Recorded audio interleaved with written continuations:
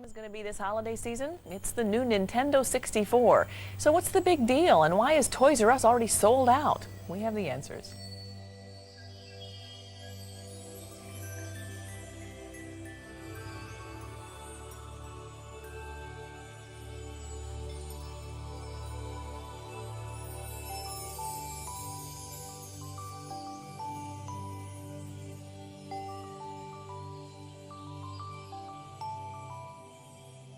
In 1996, the world was getting its first glimpse of 3D action on next-generation hardware with releases like Nights into Dreams and Tomb Raider on Sega Saturn and Sony PlayStation. But the 3D revolution wouldn't truly begin until Nintendo and its iconic mascot made their appearance.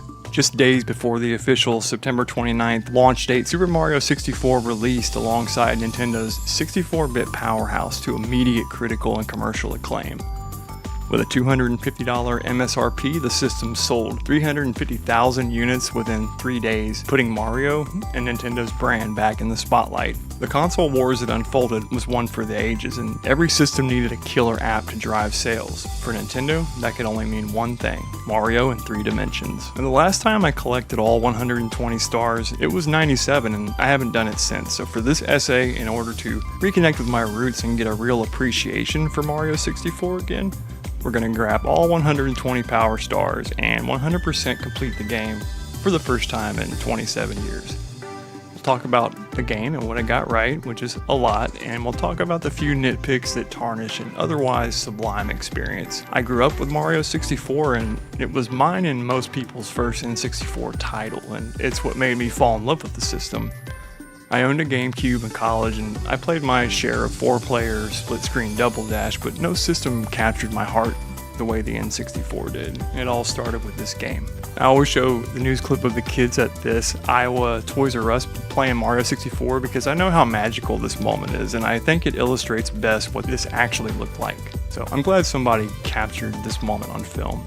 I had to have one after playing the game, so leaving a demo unit in all the Toys R Us's was a shrewd tactic by Nintendo, as they knew kids and adults would be mesmerized, captivated, hooked, and just wanting more after picking up the gray N64 pad, running around the castle courtyard for the first time, and all that. So without further ado, I'm Oklasoft. This is my retrospective on Super Mario 64.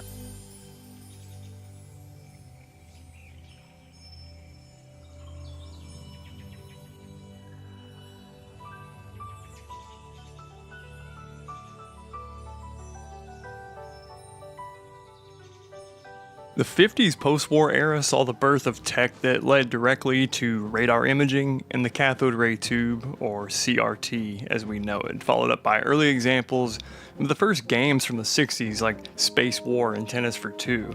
And in the 70s, the University of Utah hired Ivan Sutherland and his assistant David C. Evans, each who played seminal roles in the dawn of the computer graphics landscape. And it was people like this that were the eventual founders of companies like Pixar, Adobe, SGI, etc. These guys were there at the dawn of the silicon graphics industry becoming real. Once the knowledge and tech circulated, we arrived at the video game industry that we had come to know and love in the 80s. So Nintendo came out in 1989, firmly in command of the home console market after Atari had failed to secure it. So Mario 64 was following Toy Story only a year after its release, and clearly the public wanted to see entire worlds and scenes rendered all within a computer engine in full 3D as soon as it was feasible. Toy Story in particular made Disney's animated films from only a year prior, like The Lion King, seem quaint by comparison. So the public had gotten a taste of full CGI with Toy Story and it wanted more. Still blows me away that I got to grow up from age 10 on with Pixar's incredible body of work and got to experience the full Disney effect combined with the CGI revolution that followed.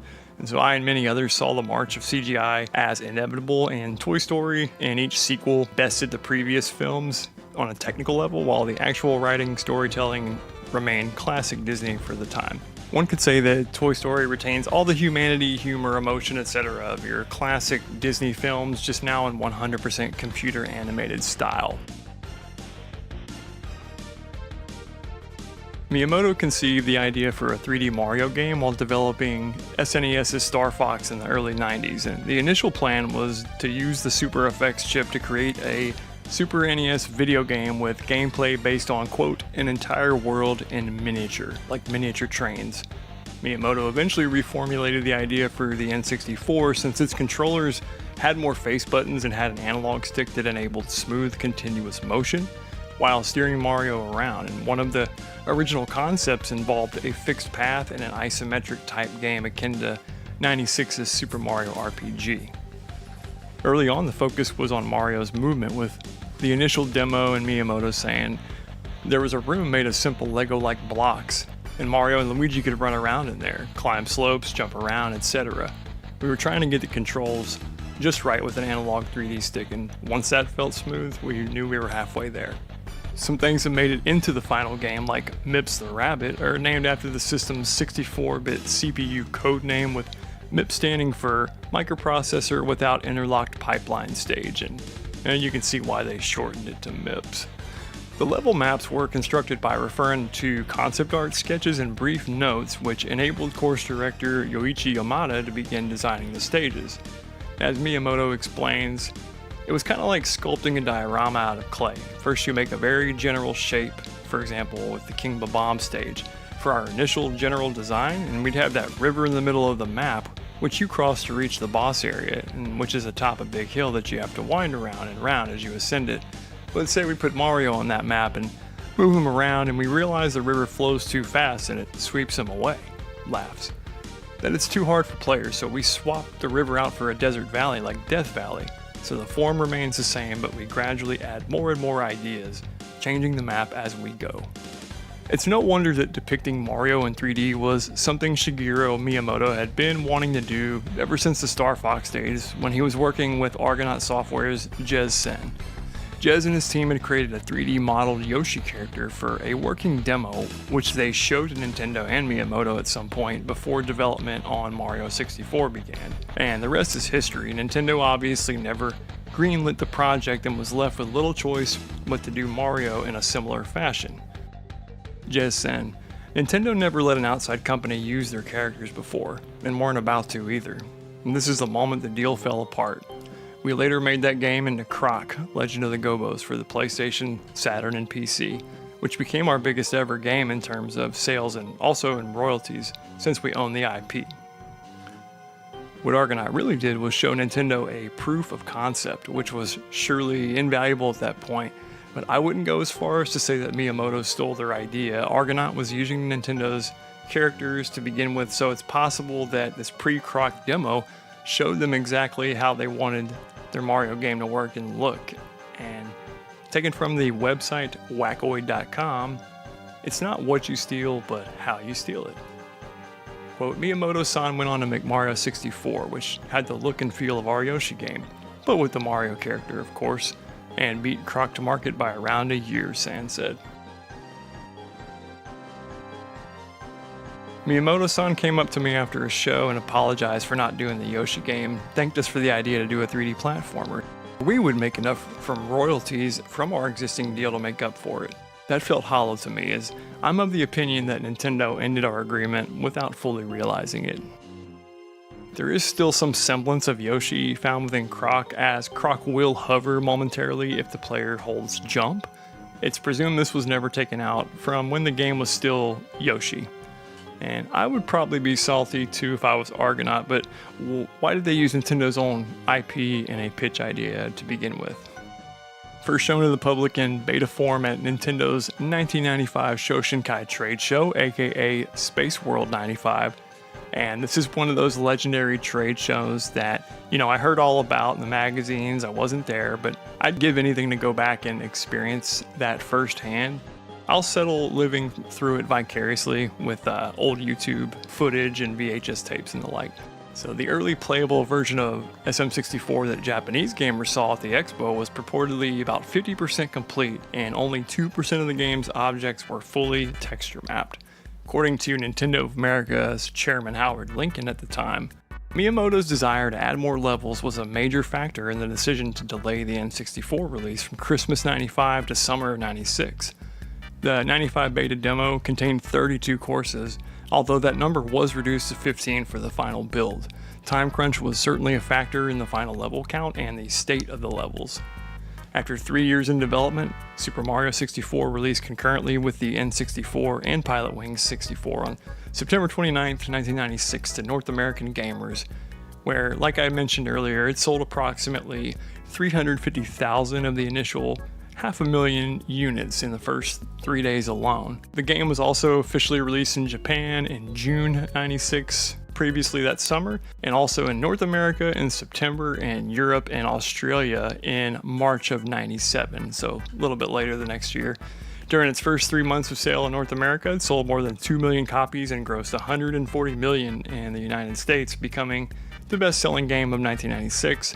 It's also the best-selling game overall from 95 to 2002. And during the first 3 months of 97, it was the second best console game at 523,000 units. By early 01, it had sold 5.5 million units, 5.9 million by September of 2002. It had become the second most popular game on Wii's Virtual Console by June 2007. And it's currently on the NSO N64 online service and was available for purchase as part of the 3D All-Stars collection, but that expired about 4-5 years ago.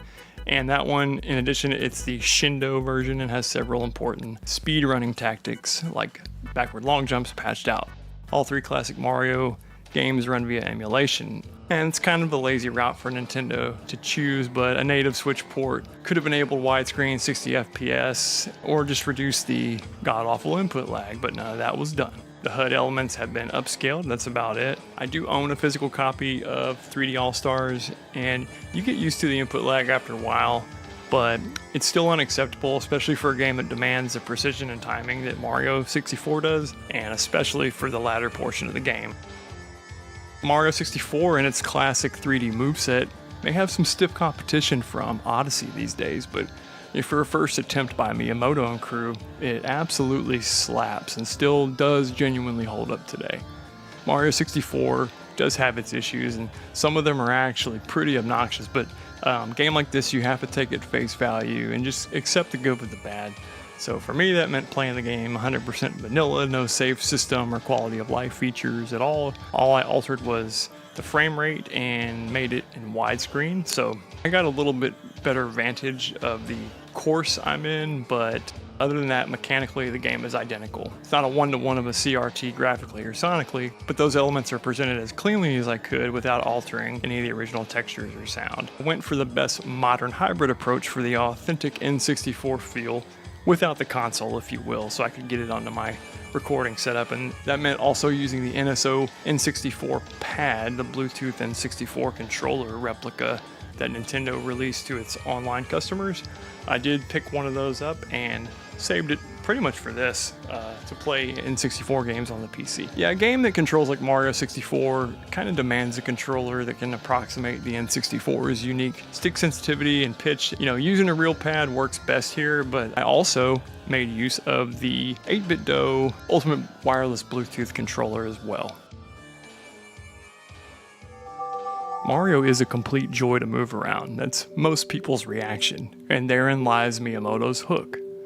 Once Mario and his core moves were dialed in, the talented team of artists, programmers, and designers filled in the blanks more or less, and Super Mario has been talked about, retrospected on to hell and back, and I think that by itself is interesting, but to me the extra attention in fan projects and ROM hacks and ports and creepy lore the internet has lavished upon this game never surprised me, as there was always something extremely special about Mario 64. I've always adored this game and the N64 itself from the moment I picked one up.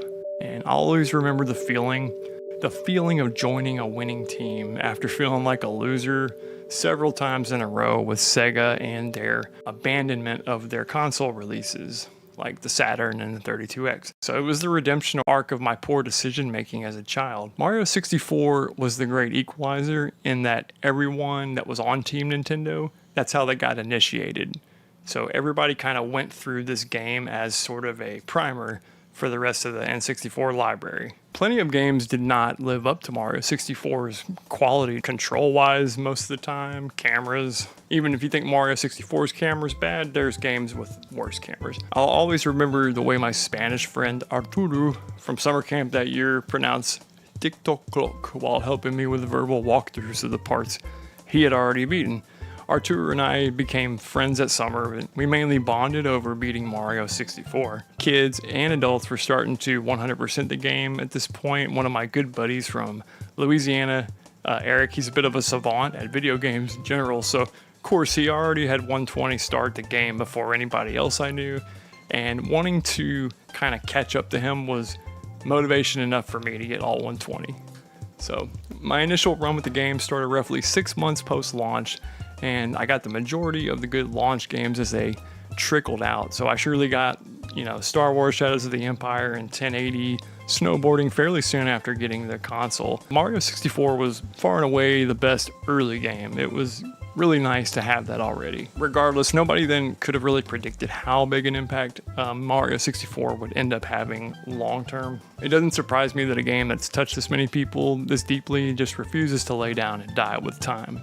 To that point, it's also worth mentioning that I had more fun 100%ing Mario 64 than I have with any game in recent memory, including Odyssey. In a similar manner to planting one's foot on the moon, Mario 64 was Nintendo boldly putting its stamp on the untapped frontier of 3D game design and development. I think they came full circle with the lunar reference in Odyssey. I believe Odyssey to be this game's true spiritual sequel, but more on that in a bit. This was '96, and the perception of what 3D games were, would, or could be was really up for grabs at that point. Plenty of other dev teams were trying to make a splash with the aforementioned Eidos Interactive's Tomb Raider, which was also released in October '96, and also featured 3D action, puzzles, and combat for the titular Lara Croft, but that game is remembered fondly, perhaps more for Lara's franchise debut than anything else. I owned Tomb Raider on Saturn before I got the N64, and I distinctly remember having a good time with the game and really digging the fact that I too could play 3D games at home now, but deep down I knew that I had screwed up royally by not just waiting for the N64 and asking for that. So when it comes to controls, it all starts with the analog stick in Mario. As you get accustomed to the pressure-sensitive degree of tilt and guide, Mario relative to the fixed virtual third-person camera and a more intuitive approach to third-person control, I would say, than tank controls. I would imagine that dynamic camera system and its implications for control were the barriers to entry here, and that's why it took Nintendo's amazing team to be the first one to actually pull this off. And tank controls don't offer the same level of instinctive command that relative fixed camera controls do. Mario can do a kick hop or punch as he jumps, and the longer you stay running, the more speed or momentum Mario gains. So that momentum can be transferred immediately into a backwards side flip purely with the analog stick. One of the most glorious moves is the long jump that can be activated with Z plus A while in the middle of a moderate to full-on sprint, and it can be pulled off with barely any takeoff room whatsoever, allowing skilled players to shoot Mario to crevasses you would think he wouldn't make it to. The simple addition of a wall kick and the ability to push yourself off an obstacle while retaining your speed in concert with the game's enemies and environment textures, plus the deliberately tricked out nature of most obstacles, making for one glorious sensation of fluid motion as you bounce from star to star, and you begin feeling more confident about what types of jumps you can make and how quickly you can reach certain areas. You basically get, as you get more skilled throughout the game, you start prancing around the game with ever more certainty and less fear. So you kind of zip through it a little bit easier the further you take it. And Mario 64 naturally accelerates skill, much in the vein of how a speedrunner operates, as the game wants you to master its mechanics to shorten your trip time. It's actually asking you to. And to this day, the most impressive feats of acrobatic competency in a video game have to be seeing speedrunners like make it to the top of Rainbow Ride in a trick known as Carpetless or something like that. Mario 64 will showcase some of the most skilled gamers on Earth. Just the grace with which the movements they pull off nowadays are incredible, and there's a whole lot of speed runners we can get to. But first we'll talk about Toys R Us. Nintendo had been showing off early prototypes of Mario 64 since Space World 95, and buzz was definitely in the air. It's going to be this holiday season. It's the new Nintendo 64. So what's the big deal, and why is Toys R Us already sold out?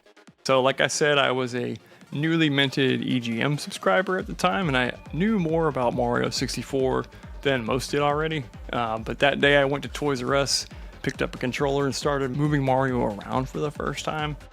Everything changed. You see, few characters or symbols ever make it to that level of fame or impact on society and culture that Mario has.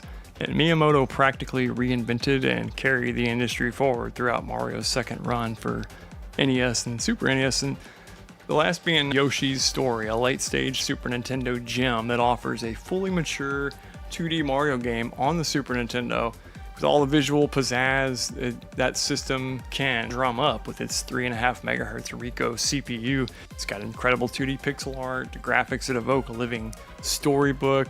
The same year Yoshi's Story released, Mario 64 had been 3 years in development, so as 3D Mario had been on Miyamoto's mind since the original Star Fox and Argonaut days. And mature as they may be, the 2D Mario games have a particular structure related to each stage's level design, and that effectively ferries and gates the player around the level in whatever sequence the designer intends. But generally they're beaten by passing a checkpoint on the stage's right, and the player generally only needs to worry about the X and Y axis and whatever modifying buttons you need to press to alter Mario's movement or collect power-ups. The overworld in Mario 3 functioned like a separate overhead 2D level and added a visual representation of the space or theme a group of levels can inhabit. And this in turn allows for fleshed out themes and concepts to take place over multiple stages. You have deserts and big and small stages, sky, grass, water, lava. These are all common tropes, and Mario games generally run through a couple of biomes and then start reusing them.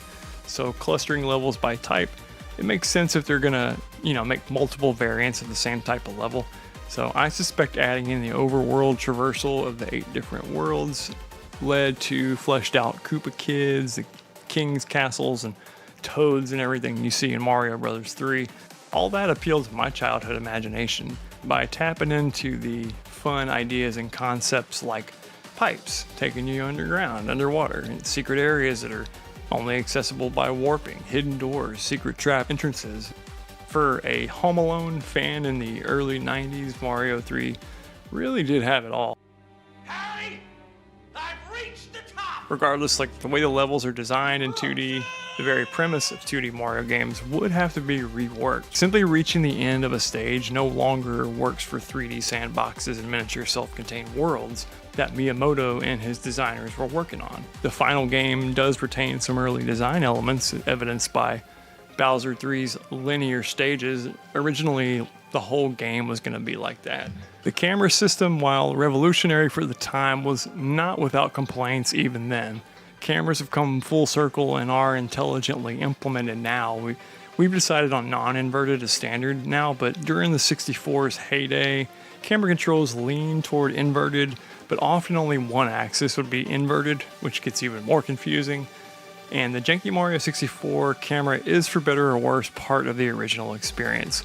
Playing the game with modern free camera controls alters the way objectives feel, and consistently leading up to this run, I would attempt a Mario 64 playthrough with some mod enabled or game asset modified, and it always rubbed me the wrong way. Even subtle color palette or texture upgrades were offensive during my search for a proper version. SM64EX Nightly specifically is what we're using here, with 60 FPS and widescreen, and DynoS for N64 controller support. There's also some basic bilinear filter happening, but other than that, it's 100% vanilla. The mechanics are what I'm really referring to when I say that I'm playing the game as vanilla as possible. The castle itself is the largest single area in the game. It encompasses all 15 of the game's courses, as well as all the power switches for the 3 colored power-ups. It houses 15 secret stars of its own that vary from collecting red coins in various exotic locales and slides, to draining the water from the moat via some underwater switches that you stumble upon after venturing far into the basement and gaining access to the vanished cap underground. You hit the last blue switch and discover that you've permanently opened up a new shortcut that takes you straight from the empty moat back basement near Dire Docks. That was super cool as a kid. Peach's Castle and the way it interconnected still fascinates the LEGO nerd inside me to no end. And my 12-year-old brain just loved mapping the castle and figuring out how each room connected, finding new areas and secrets as this giant multi-floor structure opened room by room. It really felt like Mario 64 and Peach's Castle contained infinite wonder and endless play in a fantasy playground that went out of its way to offer stage variety. And if you think about it, like Mario 64 is basically a living, breathing toy that Miyamoto's created this little world inside of this cartridge you can just dive into and live in there for a while. That was the most amazing thing, I do believe. Every course is fun, each one has its moments, like a few overstay their welcome, particularly the 100 coin challenges, which are a feat in several courses simply from lack of coin supply. I had to comb Dire Docks multiple times before I scrounged 100 coins together. Tiny Huge Island was extra infuriating. I died numerous times there, and on Rainbow Ride, once collecting all 100 coins only to die before reaching the star as my reward for doing so. So that really sucks. The other irritating aspect would be when you've unlocked a star in a regular course and you just can't get to your treasure as well and you die before reaching it. That's happened a couple of times in this run, but never too much to make me, want to turn the game off or anything. The road to 120 was fraught with emotions, mostly happy. The nostalgia I felt toward the middle to the end of the run was deep, man. It certainly was bolstered by the challenge at hand and the desire to get it done in time for a video. I was at a new school for 8th grade the year Mario 64 hit, and I'll always remember the isolation I felt off the bat before I really made friends there. And I was still an only child at that age too, so I remember coming home after riding the bus for the first time ever and running to my 64, getting lost in this game. Once I did make a few friends that year, and everybody seemingly had a 64 at their house. A couple had a PlayStation and Saturn, like my buddy Chad. I had 4 N64 controllers at my house, as did a couple other people. We had lots of good nights, fun times, birthday parties, playing GoldenEye, Killer Instinct Gold, Mario Kart, Mario Party, Bomberman 64. There's a reason N64 is remembered so fondly by so many people, and because it's attached to all these other life memories, because, when you had 3 other friends over, it was probably a party of some kind, if you think about it. So I do believe that played a pretty big, factor in people's fondness and remembrance and nostalgia for this system. All right, let's talk about the game itself. Miyamoto's Mario games had always been about movement from the very beginning, and even the game's precursor Donkey Kong had the proto 2D Mario moveset of left or right and the ability to jump. By Mario 1, this concept had been fleshed out and refined to allow players to gather momentum and speed the more time they spent moving forward, unimpeded by enemies or obstacles. Mario 2 veered slightly off course with its funky set of 4 playable characters, and that game actually featured unique movesets for each character, but as is now common knowledge, that game was actually a reskin of Doki Doki Panic and wasn't a true Mario sequel. The game's true successor would come in the form of Mario Bros. 3, and Japan got a separate version of number 2 that was much harder, that we know in the US as the Lost Levels. Mario World remained on my list of must-have games for years after I got the 64, as it was the game everyone with the Super Nintendo always had at their house. None of them ever wanted to play it, and so I always played Mario World for them when I'd visit. Every SNES owner I had already knew had just played the game to death, so that's something I wouldn't really understand until after owning the latest and greatest Mario game for Nintendo's latest hardware for myself. Mario 64 had more than a little hype surrounding it, as no other title, game, franchise, or mascot could carry this much weight, that of the entire console and system, effectively Nintendo's legacy on its shoulders. And to my knowledge, no console at that point had even attempted putting out a brand new console with effectively one amazing game. No shade to Pilotwings 64, it's a solid and fun game in its own right, and definitely a quality little title that leans a bit toward playable tech demo rather than full game, but nevertheless it added some critical variety to the otherwise single title in the N64's launch library. Sure, the Saturn and PS1 libraries were pretty spartan at first too, but they at least had a couple of heavy hitters in different genres on launch. I recall some gamers at the time being snide about the N64 and its puny library. It was easy to make fun of at first. PlayStation owners in particular, I recall being pretty snarky in the letters section of EGM, defending their choice of brand and console just the same way we do nowadays. Some things never change, they just move online. So Super Mario 64 had been a concept, an image in EGM magazine up to that point, but sometime on or about October 1996, I was controlling Mario myself with a gray 64 pad in hand at my local Toys R Us. These bubble display units have become iconic amongst N64 documentarians and nerds like myself, and for good reason. This is one of those cherished memories of mine that does appear in this old news clip once again of the young boy, sister, and dad in Iowa playing the system for the first time, just as we did all across the country back then. So I was amongst them, just in a different city. And my first time playing Mario 64, exact same setup, Toys R Us looked just like that. So when I played mine for the first time that day, I left knowing in my deepest heart of hearts that I wanted that game and that system more than anything I've ever wanted in life.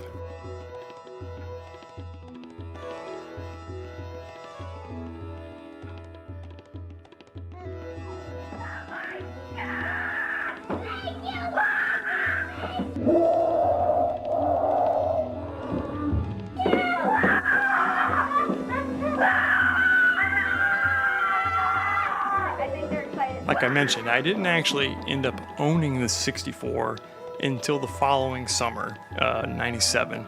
And I remember the acquisition at Sears in the mall in Louisiana, clear as day. The initial hype had cooled down by the time I got one, but the 64 was still white hot. And by June that year, you had this really great run of early N64 titles.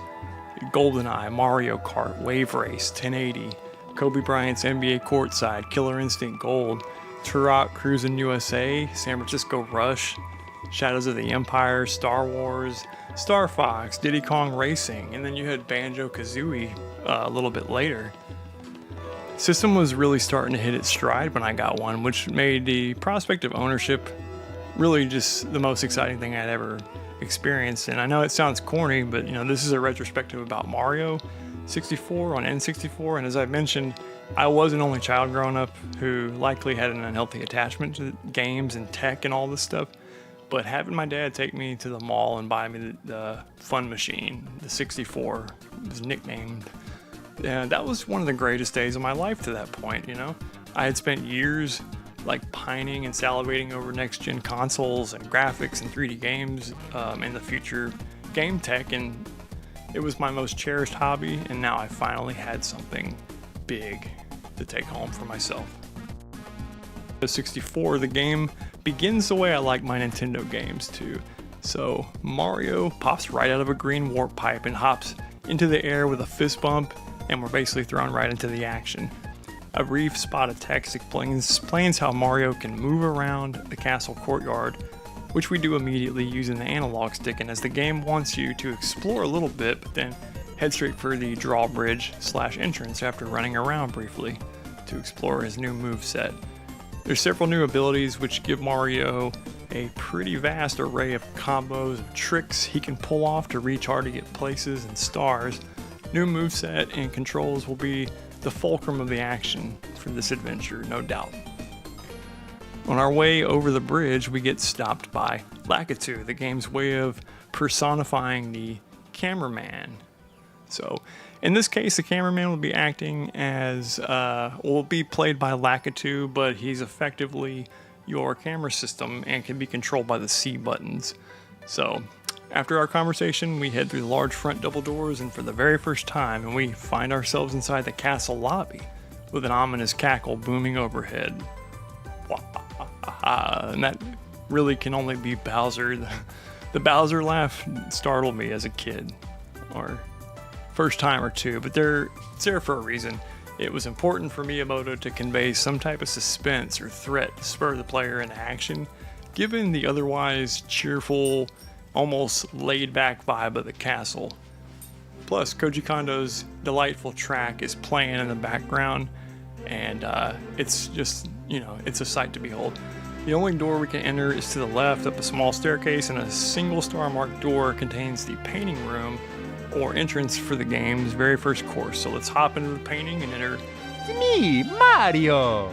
the Bob-omb Battlefield. May play it a tad safe, but it was the correct way to start off the game, I think.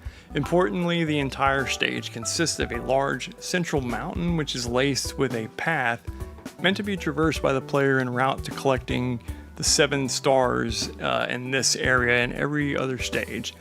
The 6 being the actual stage stars and 7th always being a 100 coin challenge, some of which are very challenging indeed.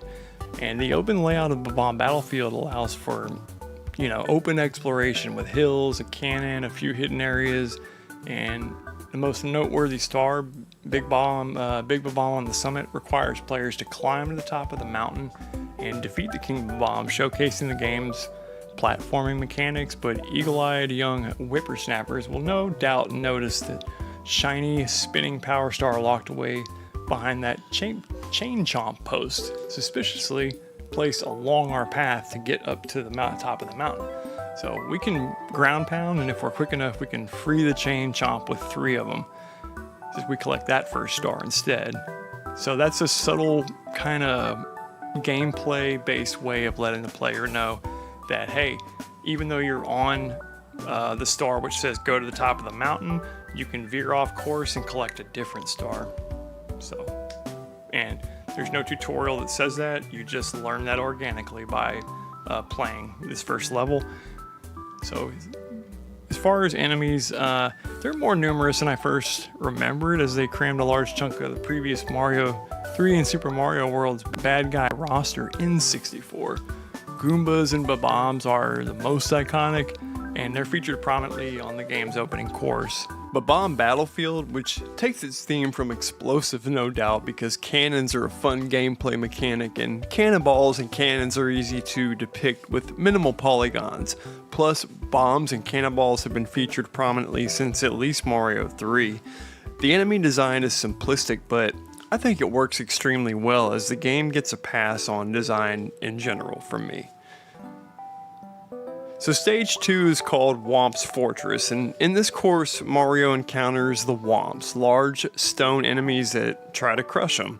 The fortress is filled with wooden bridges, moving platforms, and a variety of enemies, giving the player their first sense of dangerous verticality, as the stage offers the chance to easily fall off the map to one's death. The star's shoot to the wild blue is particularly challenging, as it requires precise cannon shots to reach a distant platform, testing novice players' aim and timing with a cryptic star name to boot. The course drops you off in a little grassland of sorts, with a tree and a couple flower beds housing a sleeping piranha plant that give Mario a chance to sneak up and practice his analog precision at going slow to sneak up on an enemy. Then you can punch their lights out, a very satisfying way to extinguish this particular foe. Then there's a giant ramp, or series of steps with moving vertically thwomp blocks that serve to test your proficiency with the backward flip and test your agility to move out of their way in time before Mario gets momentarily crushed. Luckily, the game was generous with health and allows emerging from a pool of any water in the game to fully heal Mario back to his full 8-count health bar. The enemy count seems sparse at first glance, but for the most part, they're all here. The mobile enemies like Goombas kind of roam around and execute the same little patterns with minimal AI besides simply detecting Mario and attacking if he comes within a certain radius. And Mario's ability to interact with them is similarly shallow and somewhat hard to aim in 3D, something the devs noticed too. Shadows were added under any mobile object regardless of light source to aid depth perception, and occasionally I'd lose my bearings too from lack of depth perception, but the shadows were there to alleviate that, and they worked pretty well. Lighting wasn't really a thing yet in SM64. Thwomp's Fortress also features an owl reminiscent of Kapora Gabora from the Legend of Zelda series, obviously. The owl allows Mario to grab his talon and soar overhead the level for a while and use the aforementioned shadows to aim Mario's descent. If you're good, you can drop right onto the star. Thwomp himself is easy as long as you can set up a clean ground pound overhead, and soaring above the stage does give you a killer vantage point a la Pilot Wings and lets you appreciate the model work from afar. Thwomp's Fortress is equally cheerful like Bob-omb Battlefield, but features a slight difficulty spike that follows us into the usual third stage and one of my early favorite levels, Snowman's Land. Before we get to Snowman's Land, let's tackle Jolly Roger Bay. The underwater course is home to a sunken ship and a variety of aquatic enemies. The serene atmosphere is contrasted by the lurking dangers of the water, including the infamous Inagi the eel, who at this point is the star of the show. The star, Can the Eel Come Out to Play, is a standout as players must coax the eel out of his hiding spot to collect the power star, blending exploration with a bit of puzzle solving. The water physics or the swimming isn't all that fun or engaging in this game, and I think the fact that they pulled it off at all is a testament to just how dedicated the devs were at giving us a complete experience here, and that included underwater stages, come hell or high water. As is commonly held opinion or complaint nowadays, the water physics in Mario 64 is a bit annoying or just tiring to execute for long periods of time. The pressing A repeatedly to get the most speed from your stroke versus just holding A and cruising at a slow but steady speed seems like a decent compromise to me. I didn't even realize you could just hold A and cruise at a slower speed until, recently. As a kid, I never knew that. And the objective of getting the star off the eel's tail is a little obtuse, and getting the eel to actually come out of his hiding place isn't really that clear or explained anywhere in the game. It just kind of accidentally happens at some point, and you eventually look up and figure out how to tap a fast enough A button to grab that shiny star and call it a day. The fact that I was already obsessed with hunting down these MacGuffins is testament to the power of this first true collectathon right here. I had a blast getting the eel to come out and play as a kid, as well as swimming underwater and exploring the different caverns while gathering coins along the way to keep Mario from dying. A mechanic that is fine, but I kind of found it annoying after a while. DKC2 doesn't require you to refill your air periodically. I guess they just couldn't help themselves, as they just had to implement a drowning mechanic. Annoying as Okay, so Cool Mountain.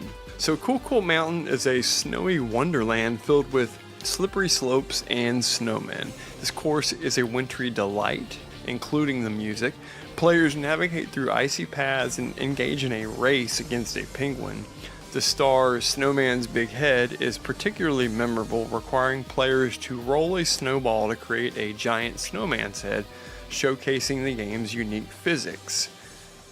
Cool Mountain's usually the second level I end up at by happenstance, but not for any particular reason except it's better than the watery alternative of Jolly Roger Bay if I have to choose.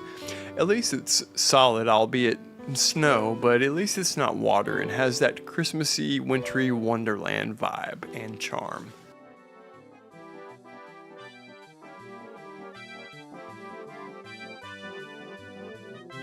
This course's central gimmick is that you sort of start off on a snowy cabin hut structure at the top with a stray baby penguin roaming around the roof for good measure, and you can either hop into the chimney for some immediate slide action or go down the slide with natural momentum, and then the mountain slide itself is a course which is equally thrilling, if a little underwhelming, as it slowly drops you into place down near the bridge, nudging the player along to either cross the bridge or figure out another way around.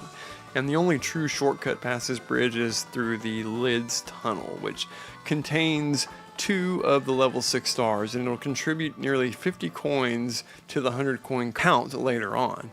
The slide is one of the funner creations of Yoichi Yamada's level design squad, as it features accidental drops that set you miles ahead of where you started on accident, and also features classic Nintendo-esque hidden walls that let you slide right through them just like the paintings.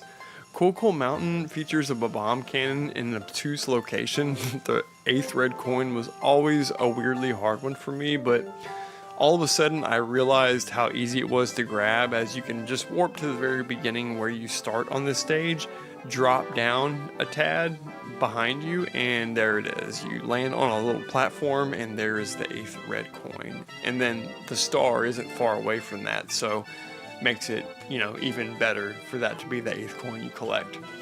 There also is a clutch little hidden warp point right below the stairs at the bottom near the mama penguin and the red coin on the ridge that takes you from the bottom of the course to the tippy top where I just mentioned instantly, allowing you to skip all of the BS and slide your way down the mountain, collect what you need to get, and get gone. Cool Cool Mountain can be a tad unfair, I feel. Like the cannon section, I think the aiming mechanic is pretty much a crapshoot until you have some idea of how Mario launches out of that thing and exactly how far up you need, what angle you need to put Mario at so that he either grabs a tree or lands on the ground.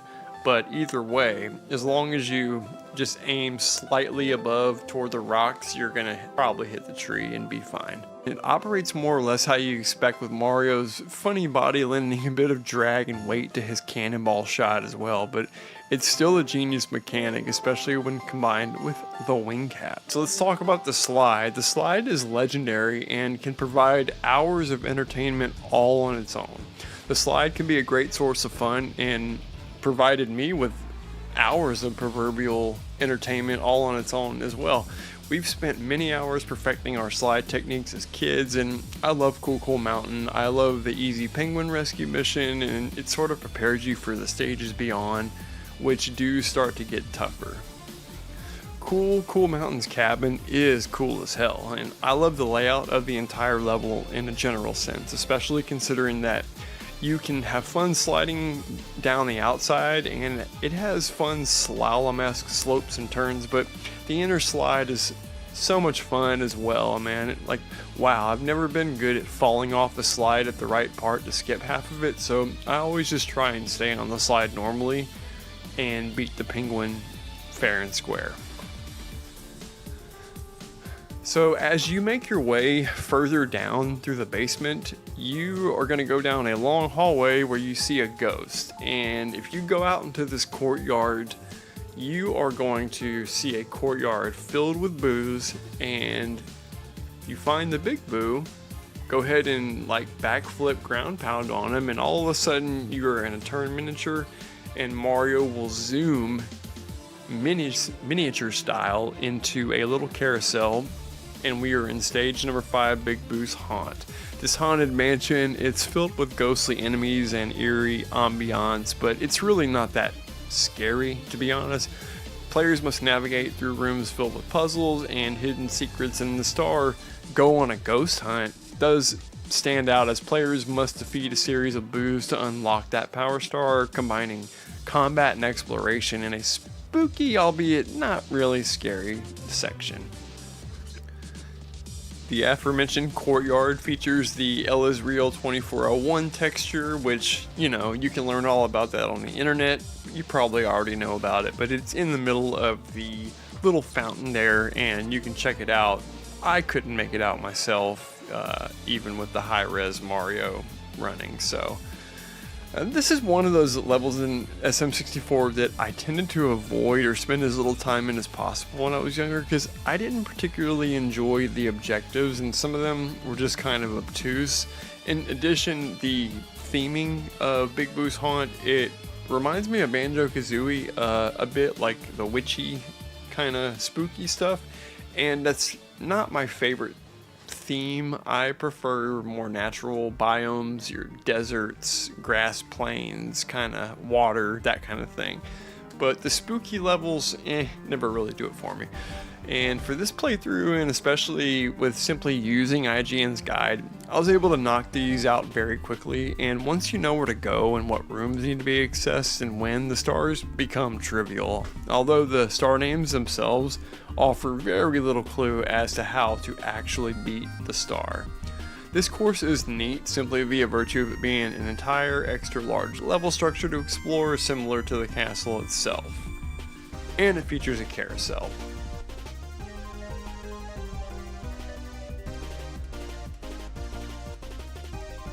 Venturing further into the other part of the basement, you might encounter Mips the rabbit for the first time, and the best way to get him is to kind of jump in the air and press B at just the right time so that Mario does a diving grab, and you can usually catch Mips that way, or corner him by the shifting sand land entrance. If you stand in just the right place, he's going to run right into your arms and you just hit B and grab him. You will enter a door after getting Mips, or not getting Mips, and you're going to find a pool of what looks like the liquid from the T-1000 Terminator. It's early CGI, so they probably couldn't help themselves by using that cool shiny effect. They used it as a power-up for Mario, so they also used it on the water here. And you jump into this pool and find yourself in Hazy Maze Cave, a labyrinthian course filled with toxic gas and tricky enemies. Hazy Maze Cave is a test of navigation and skill. Course features a mix of underground tunnels and open areas. The star Swimming Beast in the Cavern is particularly noteworthy, as players must navigate through murky waters to find and defeat the giant Dory, blending platforming with a sense of adventure. And it's always been one of my favorite levels in Mario 64, simply because of the way you access it. First of all, the entire room dedicated to the pool of liquid that houses Hazy Maze Cave's entrance is one of the cooler ways to enter a level, and that whole way that you get the green switch and then end up back in the moat was amazing. That blew my mind as a kid. And so Hazy Maze Cave itself offers the classic underground Mario vibe with plenty of secrets and a labyrinth of elevators, shafts, rolling cannonballs, alcoves, and hidden platforms galore.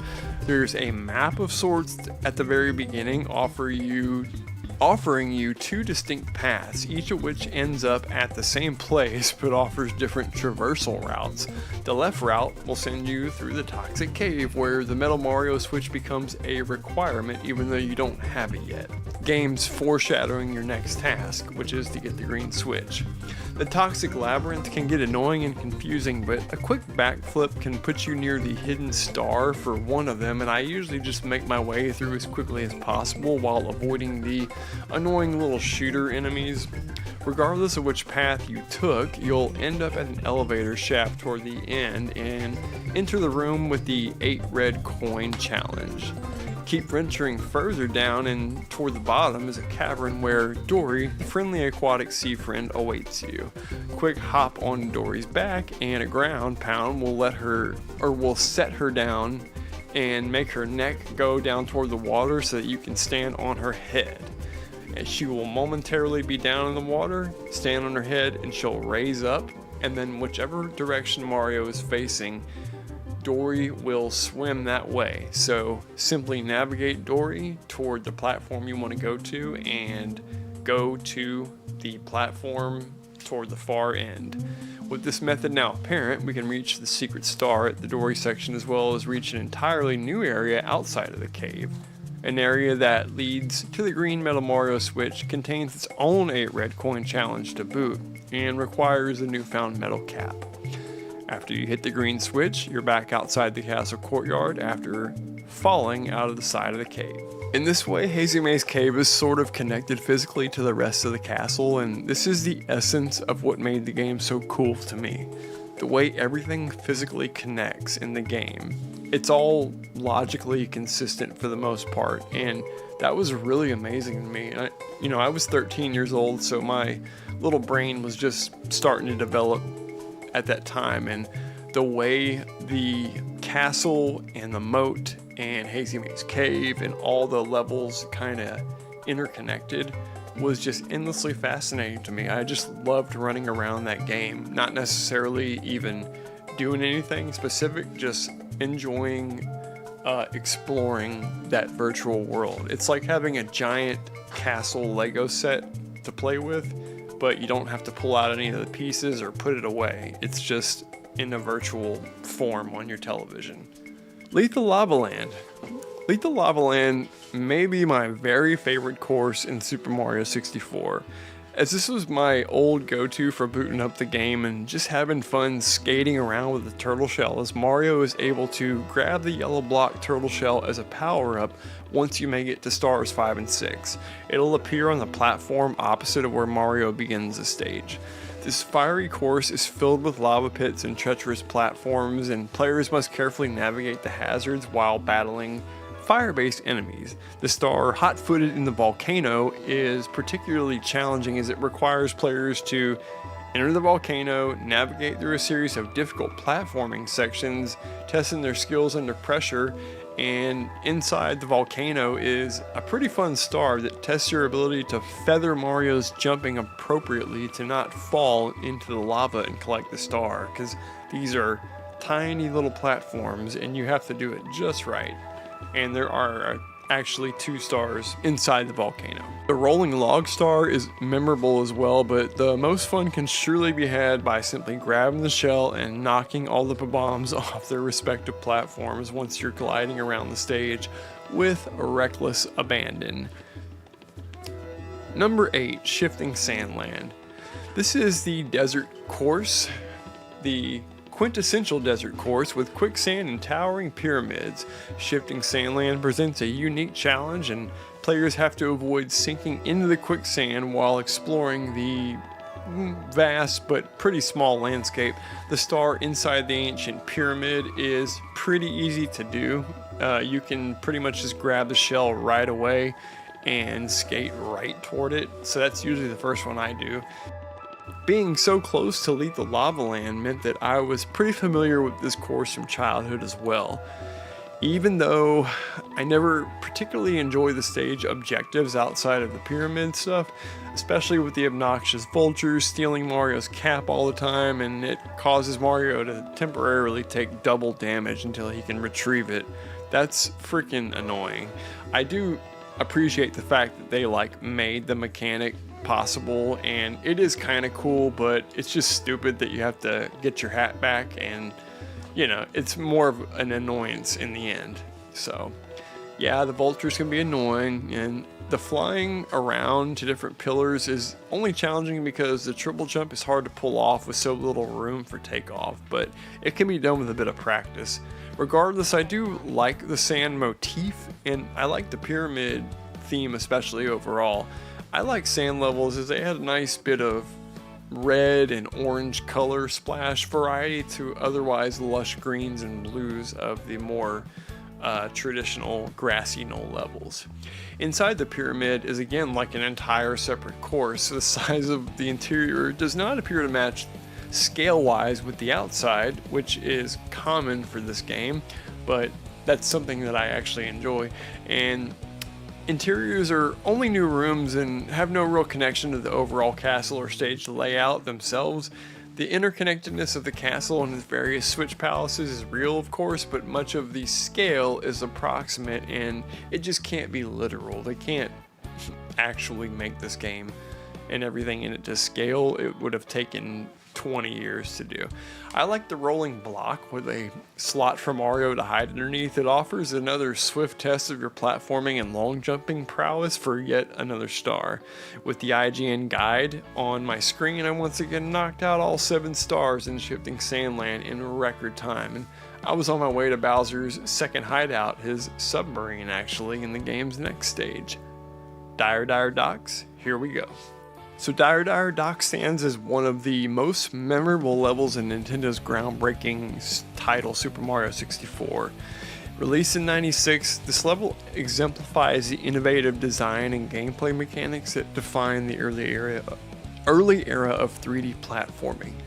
Set against a serene underwater backdrop, Dire Dire Docks invites players into a tranquil yet adventurous environment, showcasing the game's ability to blend exploration with platforming challenges, and upon entering the level, players are greeted with a soothing musical score composed by none other than the legendary Koji Kondo. This enhances the immersion and the level's aesthetic, featuring gentle waves, underwater flora, and a majestic backdrop, creating a sense of wonder and exploration. The design encourages players to navigate through a series of underwater tunnels and platforms and introduces them to the unique swimming mechanics that differentiate this level from the other water level in the game. The gameplay in Dire Dire Docks is characterized by its variety of challenges that are actually above water. Players encounter a mix of enemies such as Cheep Cheeps and the formidable Bowser, who adds a layer of excitement to the experience.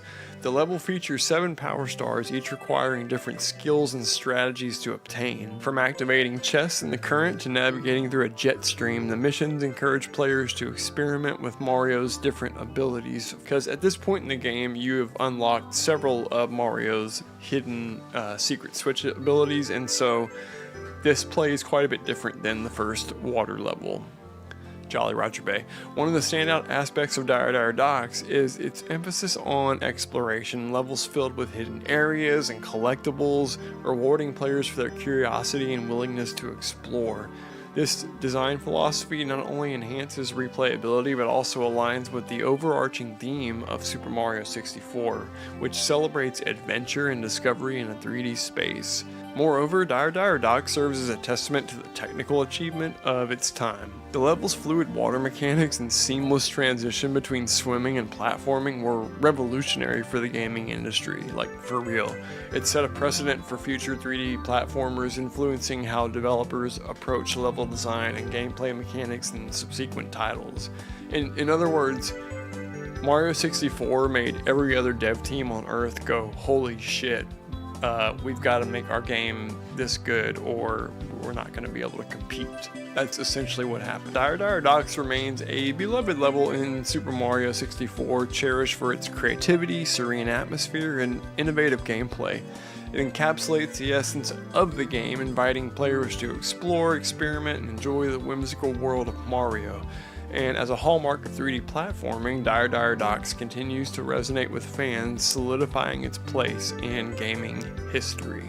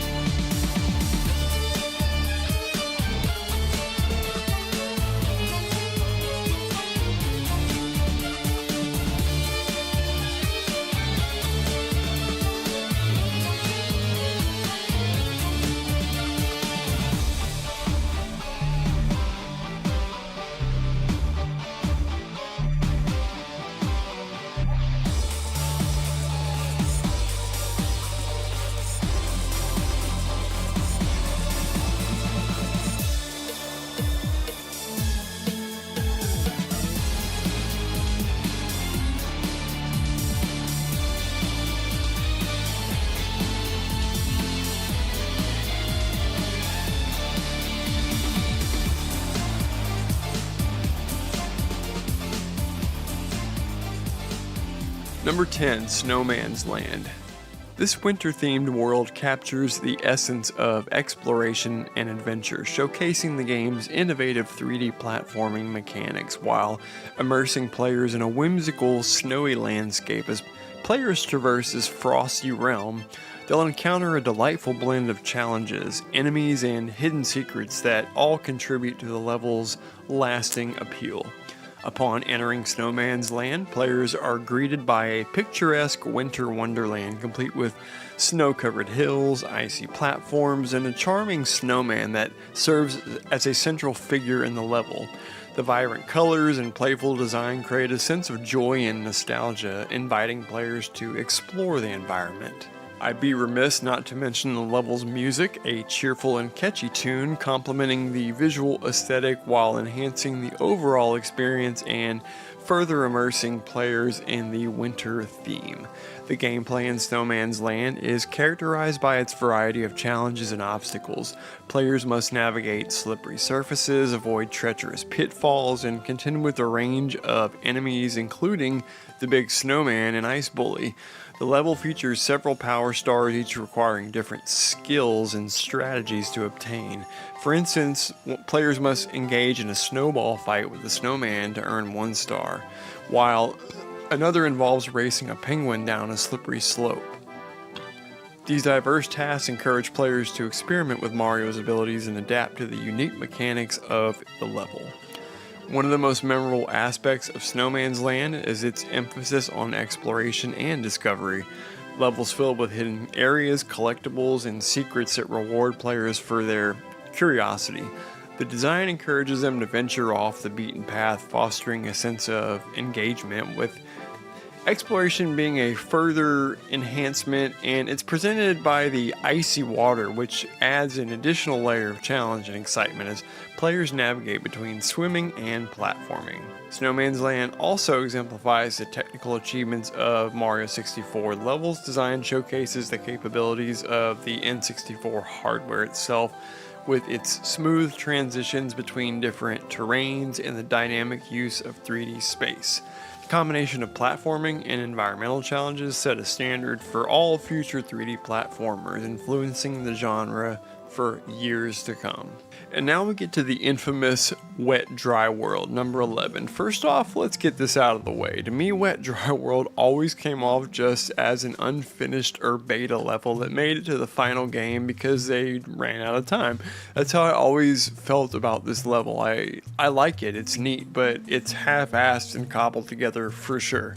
And there's no doubting that. Wet Dry World has unique mechanics and a very unique 2-part design, which allow players to manipulate the water level within the environment based on the height that you enter the painting. This further encourages exploration and experimentation as players navigate this vibrant, urban-themed world. Level has a blend of dry land and water-filled areas with a distinct aesthetic that sets it apart from other worlds in the game. The music, a catchy and upbeat tune, complements the lively setting, enhancing the overall experience and immersing players in the playful ambiance of this level. The defining feature of Wet Dry World is its water manipulation mechanic. Players can interact with the central water level mechanism, allowing them to raise or lower the water to access different areas and secrets. This unique gameplay element adds a layer of strategy as players must think critically about how to navigate the environment and reach the various power stars. The ability to control the water level not only affects platforming but also opens up new pathways, encouraging players to explore the level in multiple different ways. Wet Dry World is home to several power stars, each presenting distinct challenges that showcase the mechanics. For example, players got to navigate through a series of platforms to collect red coins, engage in a race against a character known as the Eel, and even tackle a challenging platforming section that requires precise jumps and timing. The diversity of tasks keeps the gameplay fresh and engaging, allows players to experience the level from different perspectives. The combination of platforming, enemies, and encounters and environmental puzzles create a rich gameplay experience and encourage players to hone their skills and adapt to the unique challenges presented by this particular level. In addition to its innovative mechanics, Wet Dry World exemplifies the technical achievements of Mario 64 once again. The level's design showcases the capabilities of the N64 hardware.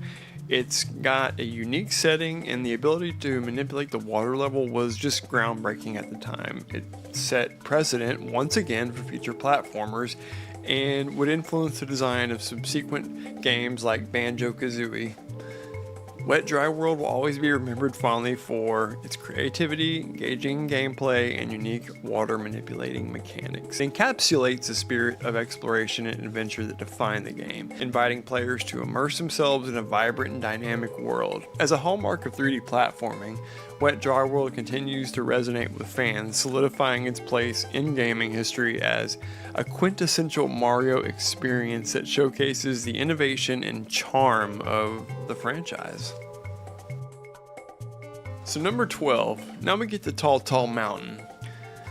Tall Tall Mountain always reads to me like the logical extension of Thwomp's Fortress. Set against a backdrop of towering peaks and lush greenery, Tall Tall Mountain invites players to navigate its heights while encountering a variety of obstacles and enemies that contribute to its enduring appeal as one of Mario 64's more famous final levels. It sort of picks up where Thwomp's Fortress left off. And I should say that the skybox is actually just like blank sky, so if you fall off the world, you just fall to your death. There is no bottom, it's floating in the void here.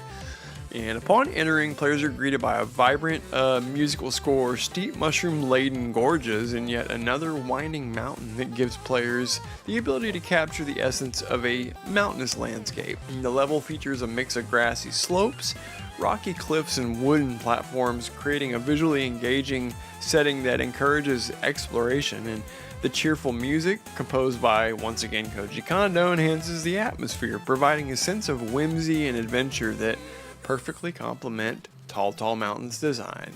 The gameplay is characterized by its emphasis on verticality and exploration, and players got to navigate a series of platforms and slopes, climbing to the summit of the mountain to collect power stars.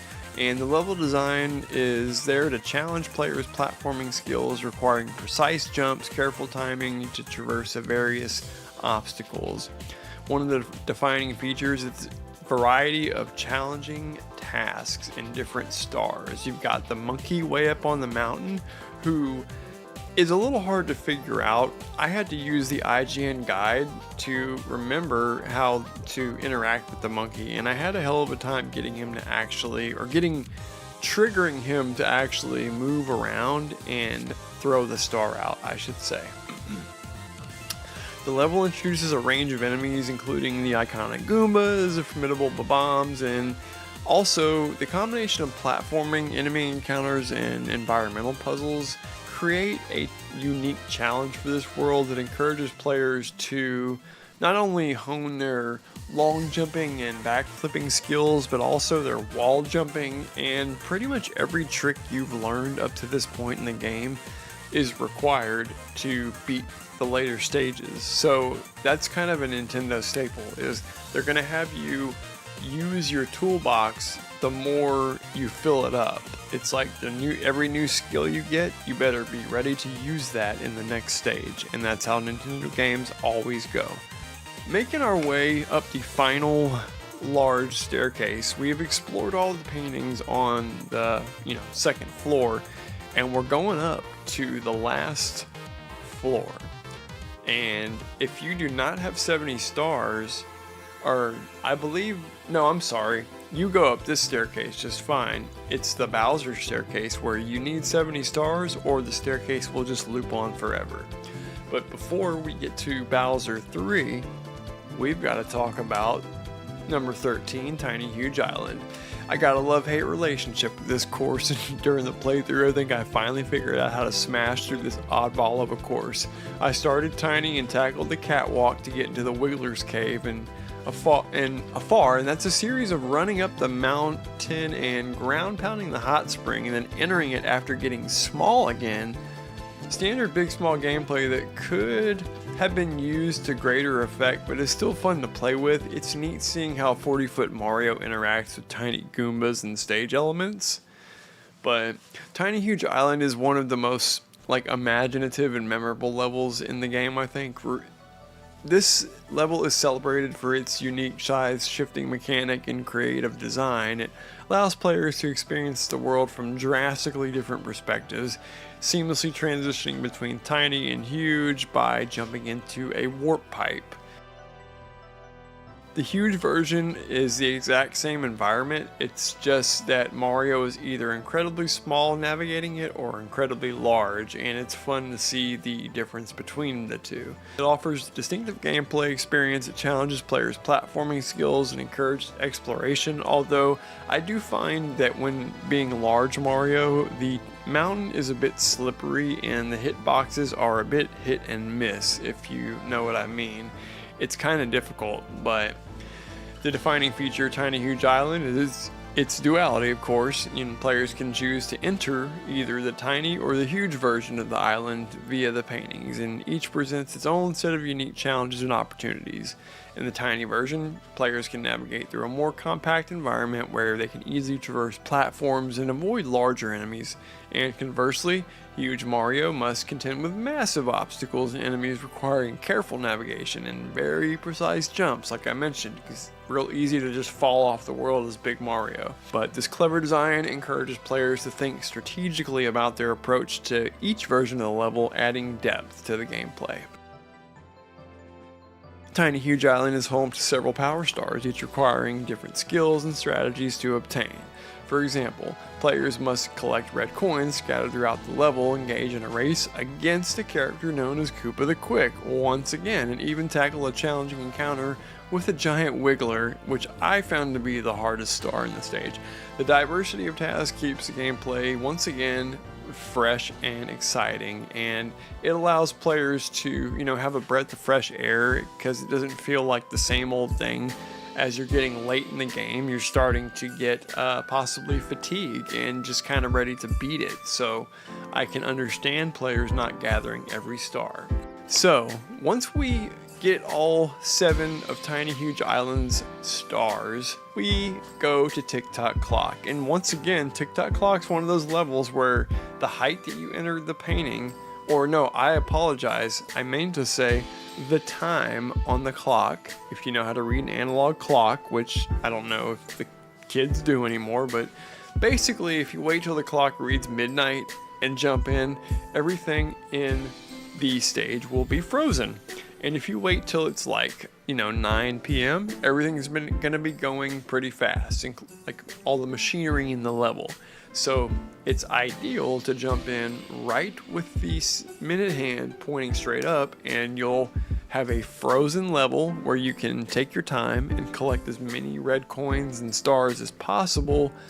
And then there's a few stars in Tick-Tock Clock where you're going to need to be to enter with the platforms moving, because you need the platforms to move to collect the later stars, especially like the ticking clock hand at the very top. Tick-Tock Clock is one of the hardest levels in the game, but second to final course offers some of the steepest all-around challenges yet. Tick-Tock Clock and Rainbow Ride present some of the most challenging stars in the entire game, pushing players' platforming skills to their limit, forcing the player to dig deep within their repository of tricks they can now command Mario to execute with the right button combos. Tick-Tock Clock, with its intricate mechanics and moving gears and shifting platforms, requires precise timing and careful navigation to collect stars like Timeless Clock, where players must master the rhythm of the clock's movement to avoid falling into the abyss. There's a well-known mechanic of entering the clock just at the right time, like I already talked about. It alters the speed at which Tick-Tock Clock's obstacles move. So we'll skip to the aforementioned, or not aforementioned, but the 8 red coin challenge. This is best done with the clock stopped. I had mentioned my friend Arturo, and when we became friends, I was at the part of the game where Tick-Tock Clock and Rainbow Ride were the last 2 hurdles standing in my way of 100%ing the game for the first time. I was more determined than ever to beat the stars, so it was only a matter of time back then before I knocked out every single objective. But I do recall it taking me weeks and weeks, as I'd have to do 1 star at a time by carefully questioning Arturo and then coming home, referencing the strategy guide and doing what I could. But Tick-Tock Clock was certainly one of the more challenging levels in Mario 64 to me as a kid, especially. But I think the way the game pushes your skill level alongside it makes it to, by the time you reach Tick-Tock Clock, it isn't really that much harder than some of the game's earlier levels, if that makes sense. By the way, like genius game design to do that. I mean, the player's skill grows with the game itself, and by the end, you are more powerful than you started, but the challenges are equally more, difficult, just like an RPG actually. So, here we go. The final course in the game, you know it, number 15, Rainbow Ride. In the pantheon of video game levels, few can claim the same iconic status as Rainbow Ride from Super Mario 64. As the penultimate course in this groundbreaking game, Rainbow Ride serves not only as a visual spectacle, but also as a masterclass in level design, encapsulating the essence of the game while providing a fitting climax to Mario's 3D adventure. Rainbow Ride effectively caps off the game, blending nostalgia, challenge, and thematic resonance all in one goofy final stage theme that will get very annoying by the time you've collected every star. From the moment players enter Rainbow Ride, they're greeted by a kaleidoscope of colors and whimsical atmosphere that feel both enchanting and daunting. The level sets high above the clouds with floating platforms and vibrant rainbows, creating a surreal landscape that kind of embodies a dreamlike quality of Mario's journey. This visual splendor serves as a metaphor for the culmination of Mario's quest, representing the heights he's reached and the challenges he has overcome throughout the game. The transition from the grounded environments of earlier levels to this ethereal realm kind of signify a final ascent, both literally and figuratively, as the players prepare to face the ultimate challenge ahead. Rainbow Ride is designed to test the skill of players have honed throughout their adventure, and the level is complex tapestry of moving platforms, precarious jumps, and tricky enemies, demanding precision and mastery of Mario's abilities. This challenge is not merely a test of skill, it's a celebration of everything players have learned thus far. This level's design encourages players to reflect on their journey, recalling the various obstacles they've faced and the techniques they've developed. In this way, Rainbow Ride serves as a fitting capstone, rewarding players for their perseverance and growth throughout their playthrough. Moreover, the level structure mirrors the overarching themes of Mario 64 as a whole, just as Mario's traversed diverse worlds, from the serene landscapes of Bob-omb Battlefield to the icy peaks of Cool Cool Mountain. Rainbow Ride encapsulates the game's spirit of exploration and adventure. The floating platforms and shifting pathways evoke a sense of freedom and possibility, inviting players to experiment with their movements and approach to getting different stars. For example, when you begin in Rainbow Ride, you don't have to jump on the carpet. You can turn directly around and long jump to a flagpole and avoid the carpet entirely and get couple of stars that way without even jumping on the carpet. I know that for sure, and I didn't even know that as a kid. I learned it recently as an adult during this playthrough.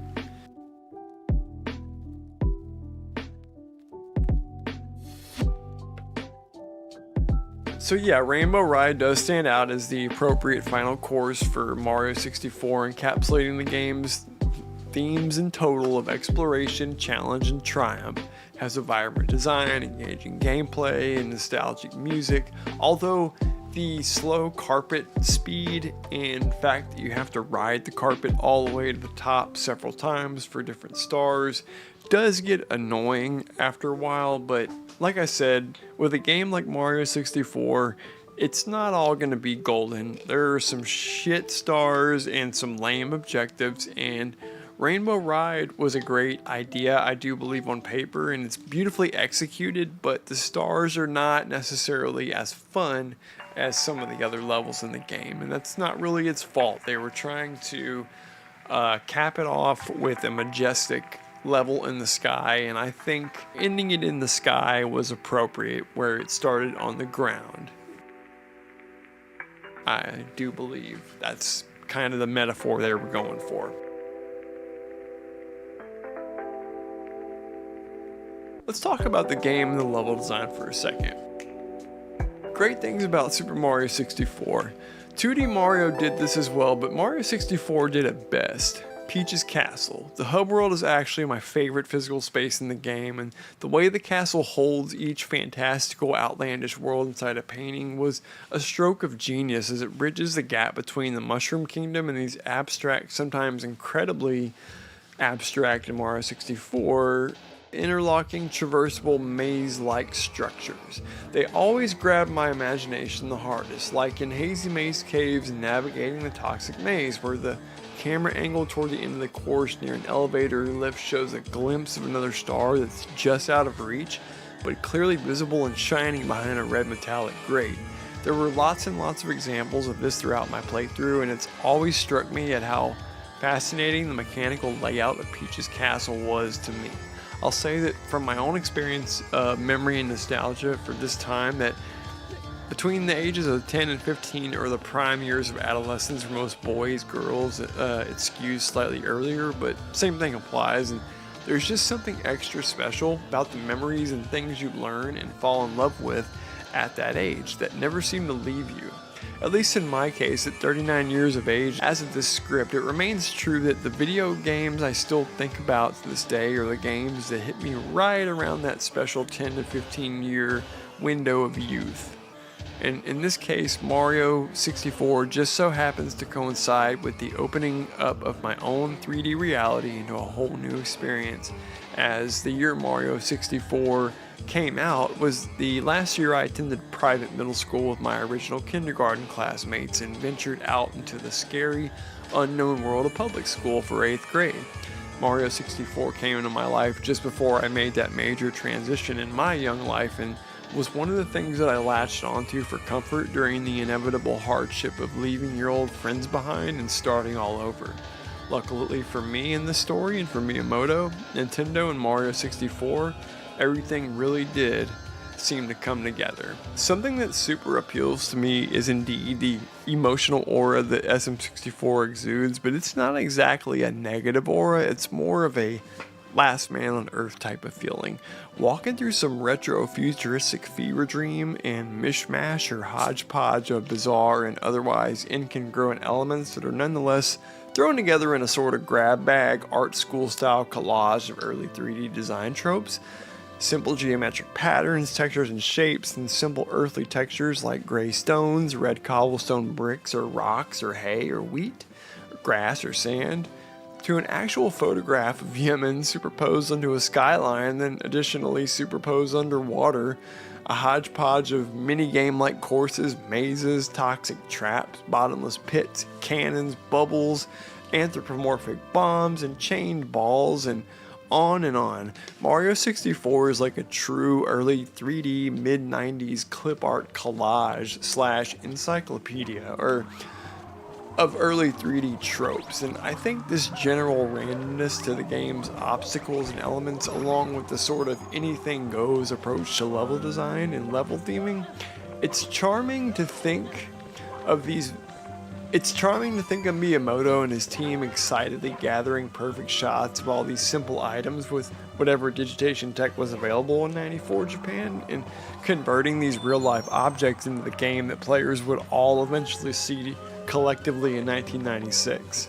I think I understood even then that this was brand new territory in some respects for Nintendo, and I'm sure a lot of us, especially older gamers who were wiser than me at the time, had to think that elements that added up to make a complete Mario 64 were indeed bizarre. Some of the levels seem like acid trips or nightmares, and many elements of the castle itself are dreamlike or have a bit of that Alice in Wonderland quality about them.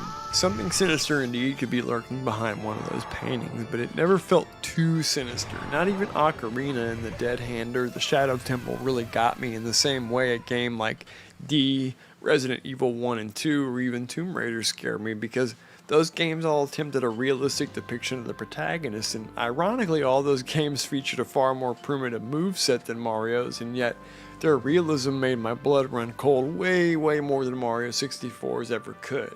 Anything sinister inside the paintings of the castle itself in SM64 always felt tempered by the general Mario ethos. Bowser or King Koopa a la Mario 3 would be the ultimate baddie and evil in this game, so there was nothing truly disturbing about SM64 to me ever. Deeply fascinating for the layout of the castle, its water and pipe configuration, the cave at the back of Hazy Maze Cave, and the basement, and its labyrinth of paths, and that all seemed to lead back to where you started.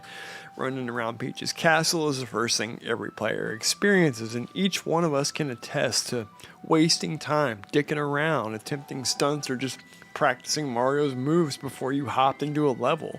It's brilliant game design. I don't think it was a small detail that you can access the full cadre of Mario's amazing new moveset inside the hub world before you even commit to a level. Before you even set foot into an area where a bad guy could possibly ruin your fun or end your game, you have the option to stage Mario and practice like it's an event you're going to go to. Like it's something you can do inside the world. Here was the first truly brilliant aspect of Mario 64.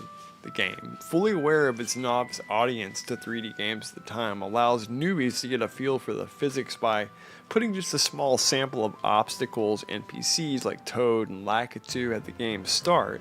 This would give players a subtle and slightly creepy audio cue that Bowser is indeed present, just to create the implication of danger or a threat whilst we roam around about the castle. The little stairway that leads the doors to open the bombs and battlefield may seem insignificant, and the game could technically function without any of this fluff, but it serves a purpose. There's something about the clouds being painted on the bricks that always struck me like a daycare or a children's themed playhouse that has overly cheery inner decor. And it's indeed bizarre, but I think Miyamoto wanted to induce the hallucinatory anything goes aesthetic of Peach's castle in the sky, as clouds in flight are featured prominently in Mario games in general, and the game's castle's entrance / hallway ballroom style staircase has fancy ornate accents that harken back to Mario Bros. 3 and the King's castles that you would reach at the end of each world. Peach's castle reveals itself to be far more than a hub world throughout its standard playthrough, offering an entire set of secret stars all its own, 15 to be exact, and they're revealed bit by bit as more and more of the castle and its double sliding automatic doors unlock as you proceed through the star count courses / Bowser fights. I adored the anything goes playstyle of a game like this that naturally facilitates. I had footage in mind for this 120 star run, so I tried to do my best on every last star I could per course once I was invested in it. It became apparent that knowledge of each course's level layout facilitated grabbing all 6 stars, and several stars in each of the 4 to 5 courses you'll likely see first has a star that can't be attained without first unlocking one of the colored, outlined, invisible blocks. That the wing cap first, if you play the stars in order, is what you need to get.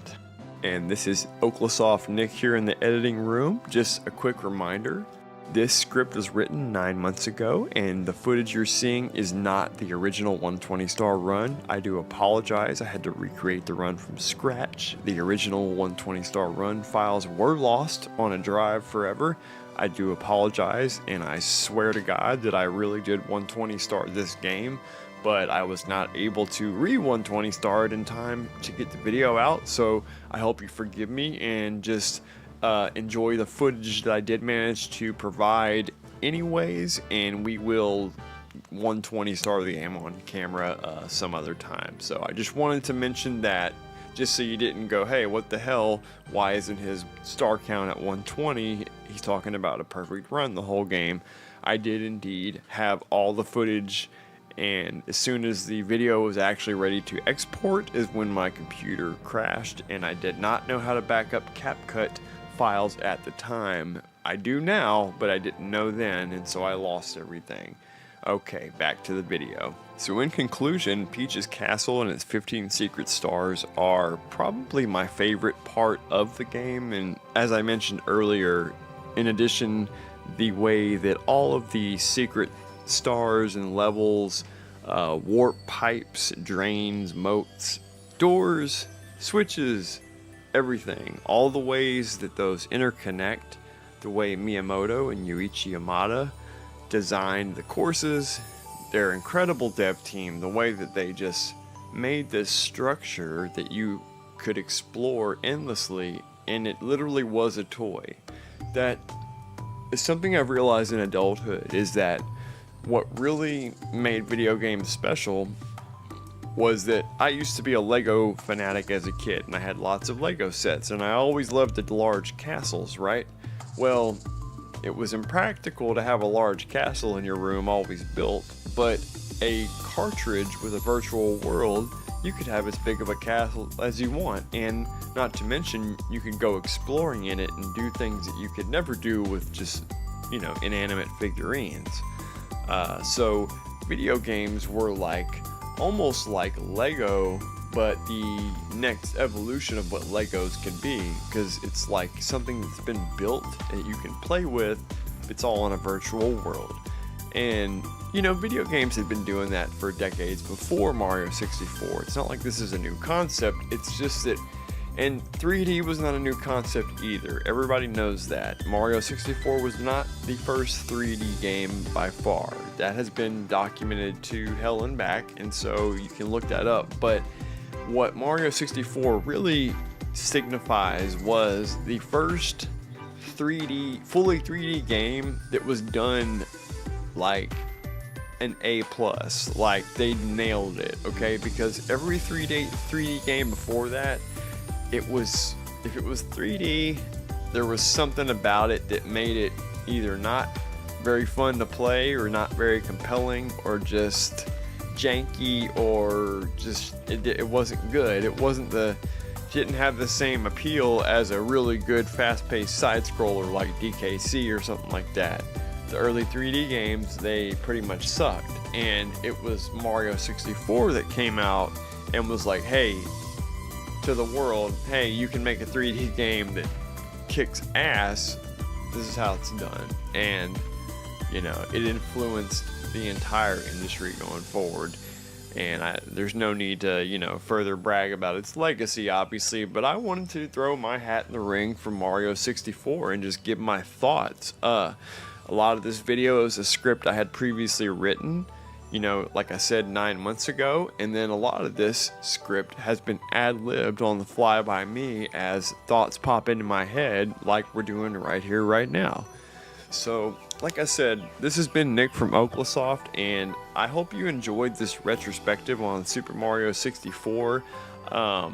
I do apologize for it taking so long in between video releases. My last video was last year before Christmas, or early this year, so it's been almost 9 months since my last video, and long story short, I lost all my equipment and moved states, and I'm finally set up again to publish content. So I would appreciate a sub and a like. And if Super Mario 64 resonated with you and you were that special age, or if you're a younger person and you are, wanting to watch retrospectives on it, leave a comment down below and tell me what Super Mario 64 meant to you, or tell me which part of the game was the most, special. And for me, it was just exploring the castle after I'd already beaten it. So, like I said, I'm Nick. This is Oklasoft, and I have a second channel now. If you're into PC building, it's called Oklasoft PC Builds, and on there, since I do a lot of PC stuff as well, that's where all my PC content is going to go from now on. So it's a second channel. It's called Oklasoft PC Builds. So go ahead and subscribe to that too, or go check that out if you are into computers and personal computers. And okay, well, that's all I got for this one. We'll see you in the next episode. Peace out.